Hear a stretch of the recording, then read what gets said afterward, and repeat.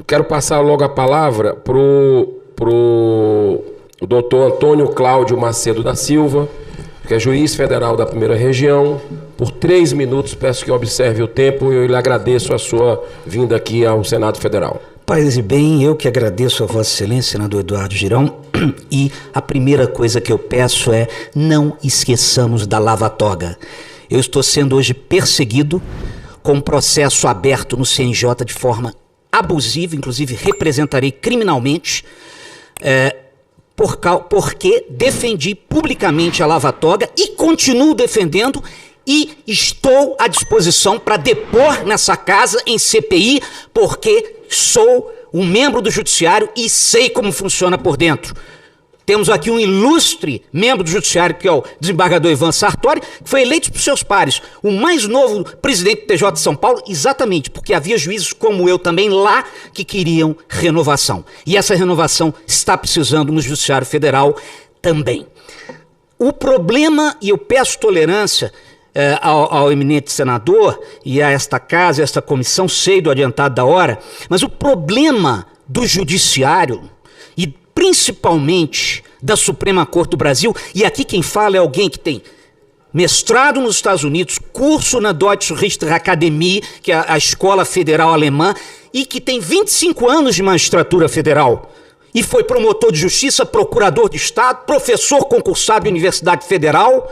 Então aqui está alguém que conhece, que está na trincheira da magistratura e há 25 anos juiz de primeira instância, porque quero, inclusive na CPI da lava-toga, desvendar como é que são as promoções por merecimento, principalmente no Judiciário Federal. Agora, o grande problema do Judiciário, e aí vai do Supremo Tribunal Federal à primeira instância, é um problema, eminente senador Eduardo Girão, psicanalítico. O problema do Judiciário brasileiro é o narcisismo judicial.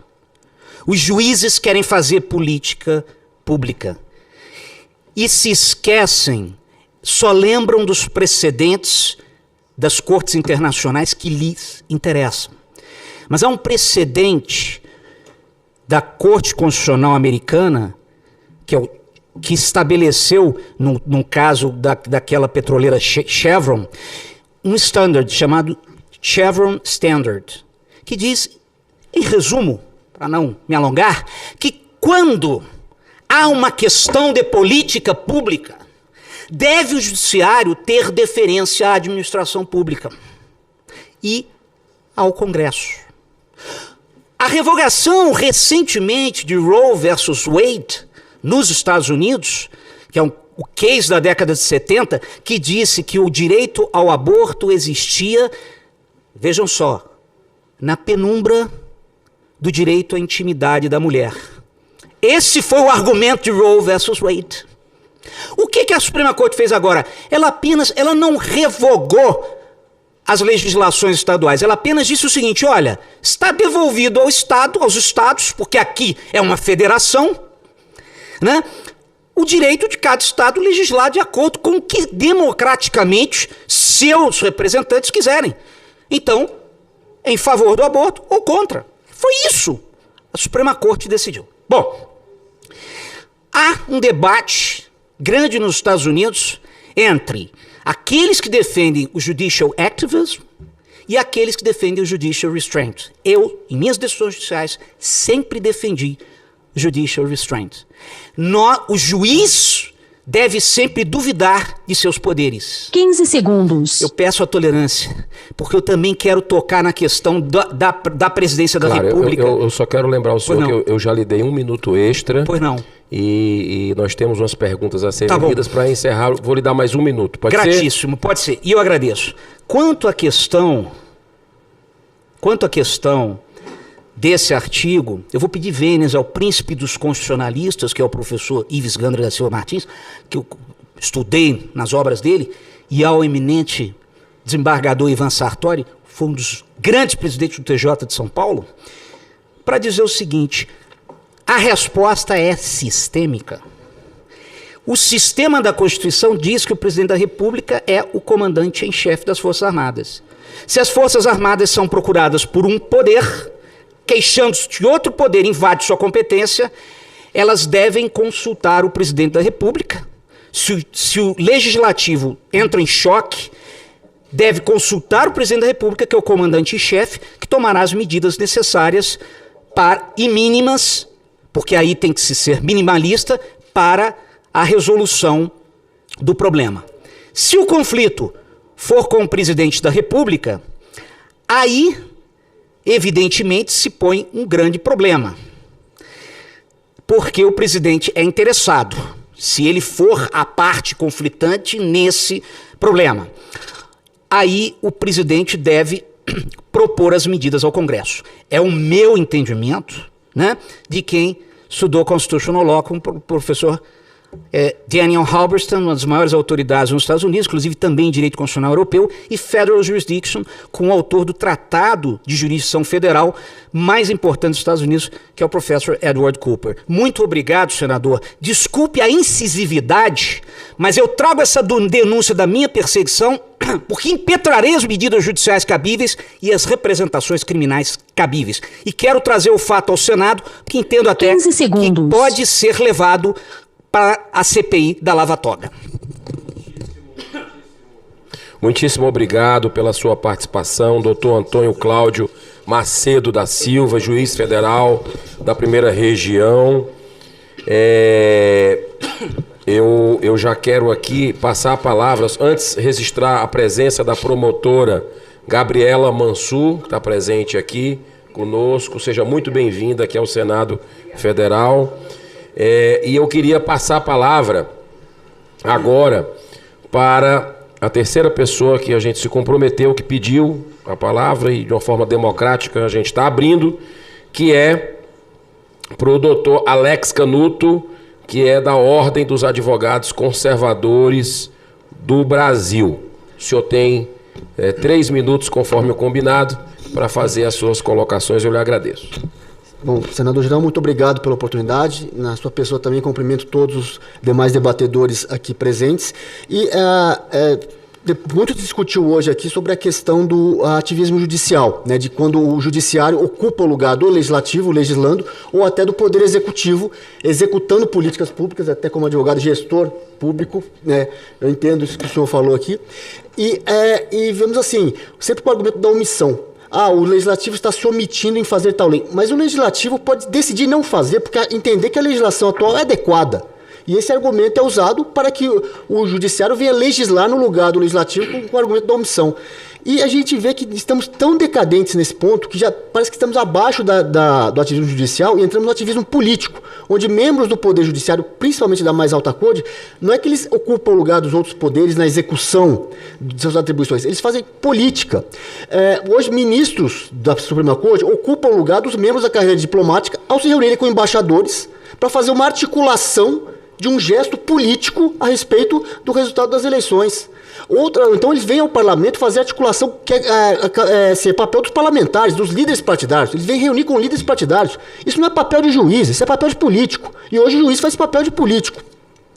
Então a gente vê essa questão, esse extravasamento das atribuições do judiciário, e é complicado porque a Constituição não coloca, como foi muito debatido hoje aqui, que um poder está acima do outro ou vale mais que o outro. Porém, a gente vê o judiciário se extrapolando isso. Olha, as competências do Supremo estão no artigo 102 da Constituição. O que não está escrito ali não é competência do STF. E se a Constituição é omissa, assim, não cabe necessariamente ao STF sobrepor o entendimento dele ao dos outros poderes. Agora, se o próprio STF entende que ele pode se sobrepor, é um entendimento apenas do STF. O outro poder pode ter um entendimento diferente sobre determinada matéria. E não está escrito em lugar nenhum que o entendimento do judiciário se sobrepõe ao entendimento do executivo ou ao entendimento do legislativo. Quando isso acontece, tem 2 soluções possíveis. Uma, sentar na mesa, conversar e chegar no entendimento. Segunda, acionar o artigo 142, para que, como o professor Ives bem colocou, como o professor Sartori bem colocou, não é intervenção militar, não é isso que o povo está dizendo na rua, é um ajuste pontual em que as Forças Armadas são a entidade legítima, com legitimidade na população, para fazer esse arbitramento da divergência dos poderes e buscar a harmonia que o país tanto necessita.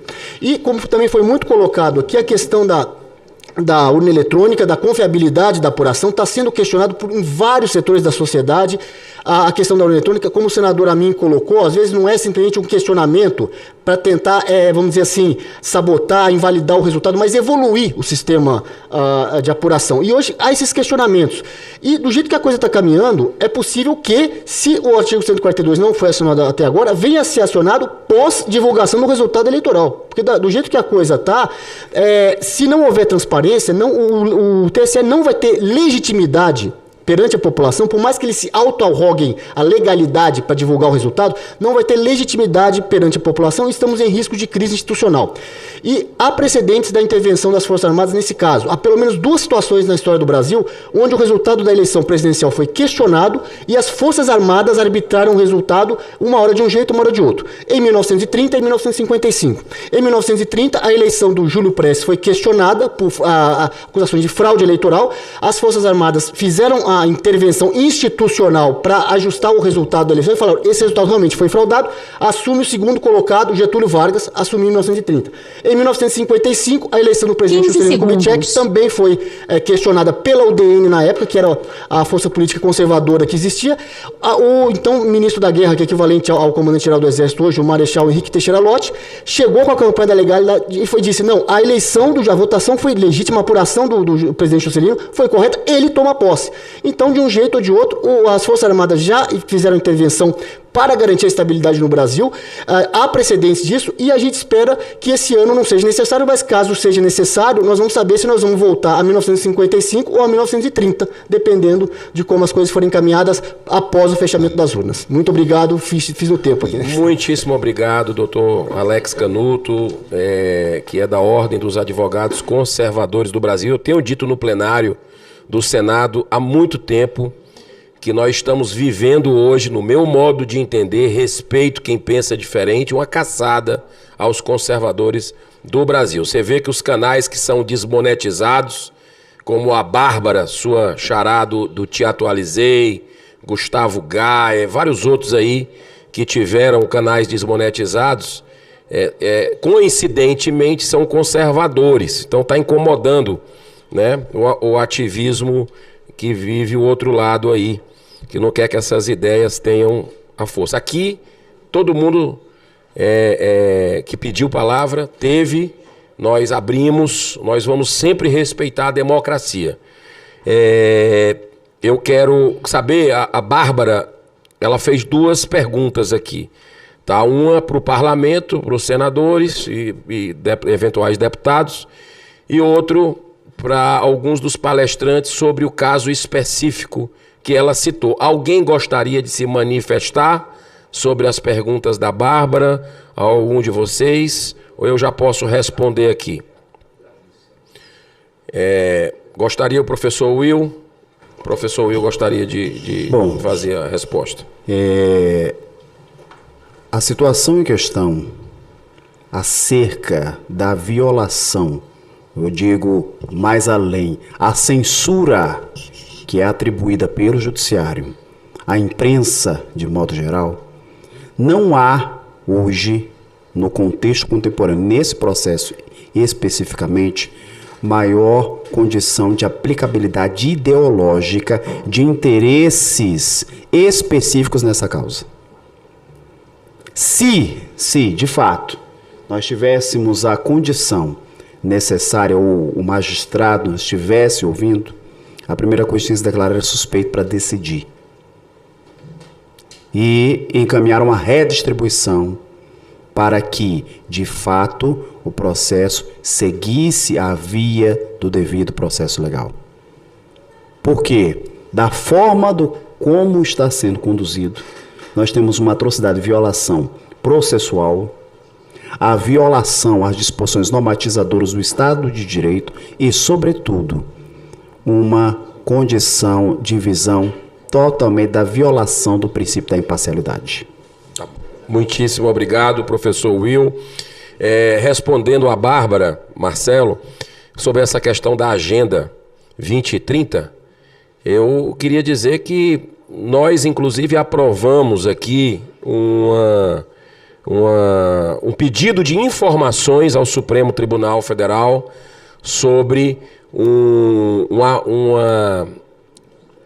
um sistema né, um programa de acompanhamento de redes sociais, que foi divulgado por eles mesmos, chamado TORS, né, que eles estão adotando lá. Então nós não entendemos sobre isso. Eu, particularmente, falei com os colegas aqui, eles dizem, realmente é estranho.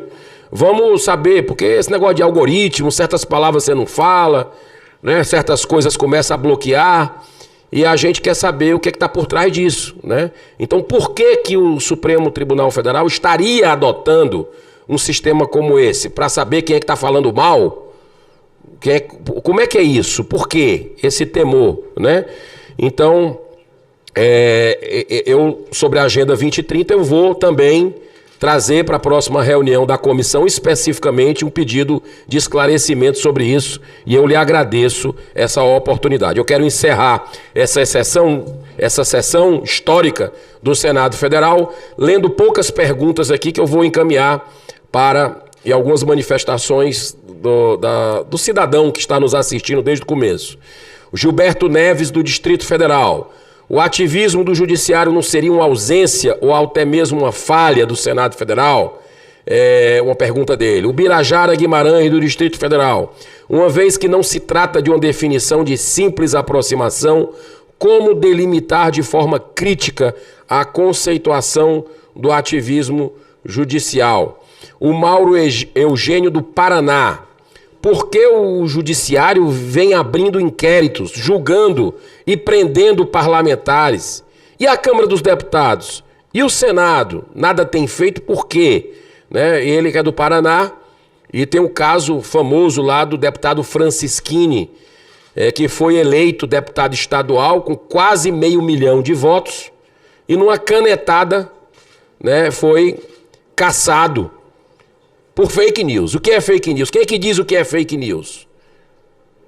Um negócio... Existe isso no nosso ordenamento jurídico? O que é isso? Então é um negócio muito subjetivo que, repito, coincidentemente vem contra conservadores. Antigamente jogavam, meu querido irmão Djalma Pinto, há 2000 anos atrás jogavam os conservadores para as feras, né? Agora é o travamento, é a perseguição. Eu vejo isso acontecendo no Brasil com muita preocupação, né? É a lacração, é aquela coisa toda. O Nelson Fontes, de São Paulo. Qualquer cidadão sabe o que é ingerência de um poder sobre outro.